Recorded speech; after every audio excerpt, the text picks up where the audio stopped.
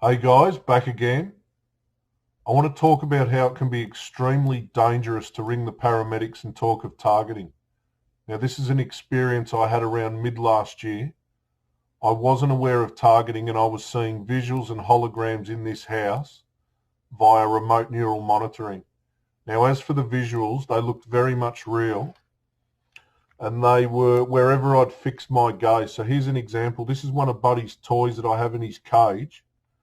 They would have this creepy looking face transposed onto this. Every time I'd look at it, I'd see this odd looking face and it was quite detailed and looked very real to me. As for the holograms, they were about 3.5 foot to 4 foot high red images of Golan. They look very rough. They look like some old Star Wars type hologram. I've got an example of the closest thing I could find here. But when you don't know of the technology or what's happening, of course you freak out. So I've called the paramedics. They've taken a long time to get here. They want my fear and anxiety to rise, of course. So they get here, they gaslight me in the truck. They strap me to the gurney, to the bed. They put a defib on me and make out that they're going to zap my heart. And I'm thinking that they're going to knock me off, I was aware that everyone was against me. I just didn't know of targeting at the time. They then strapped these pads to me to measure my vital signs. They say that everything's fine and they button me back up. I also see another figure when I'm in the van, at the back of the van, looking at me, pulling this really creepy face. They button me back up, but they've left these suction cups on me. Well, these were secreted in what I believe was LSD, and they've left them on me person. She then gives me an injection, and as I'm watching her give the injection, I see that there's a small shard at the bottom of the needle, like an ice shard or something. Excuse me. So they further gaslight me and do their business, and then they just leave. So you've had a guy that's saying that, he's seeing things and he's freaking out, yet you don't. They just do their business and leave me.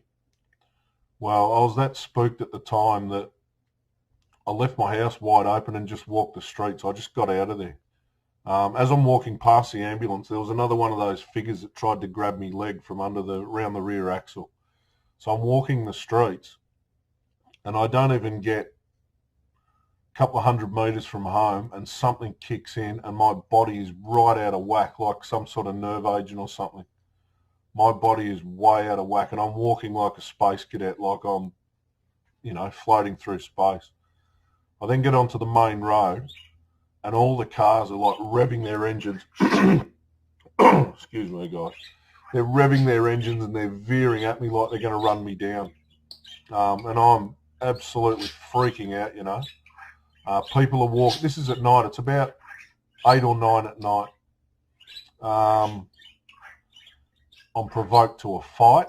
I actually go to the fight and they've gone by the time I get there. People just saying really weird things as I walk past, like people that wouldn't be usually out at that time of night. They're all out to gaslight and, a bit of street theatre and all that. But I'm really fearing for my life and thinking that a car's going to mow me down. So I come to a bus stop and I'm sitting down and I can see a guy across the road in a vacant paddock just staring at me like really weird. And then the holograms and that start again at this bus stop. I then move down to another bus stop and the same thing happens. I then hail a taxi and go into one of the city centres. I'm gaslit by the taxi driver who's talking about my life, of course. Anyway, I get into the city centre and I go up to the McDonald's. I'm just thinking that if I'm around people that, maybe I won't be killed at least. I go into the McDonald's and as I'm walking in, as I'm approaching it, there's a special operations cop car. They're making out their feds and they're going to take me down, And the place is surrounded with cops and people pretending to be undercover cops. And as I'm waiting for my order, they're really working on me with the fear and the paranoia, making out that they're going to take me down. Anyway, not much happens after that. I gradually come down and go home, but the whole episode probably lasted around 3 hours, a bit longer. But that's how dangerous it can be if you call the paramedics and talk of targeting. They very much wanted me to freak out and jump in front of a car that night. This is one of many stories I have like this. I've been holding off, thinking that,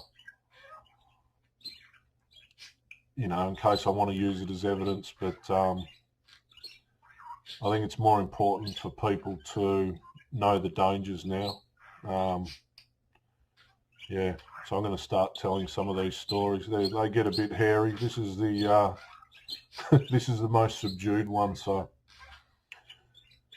anyway, I just made a video about how I can't get through a video in one take, and I've got through 6 minutes of this. So go figure. All right, guys, I love yous all, and take care. Bye. Just a disclaimer, I no longer see visions and holograms, and I'm in fine mental health.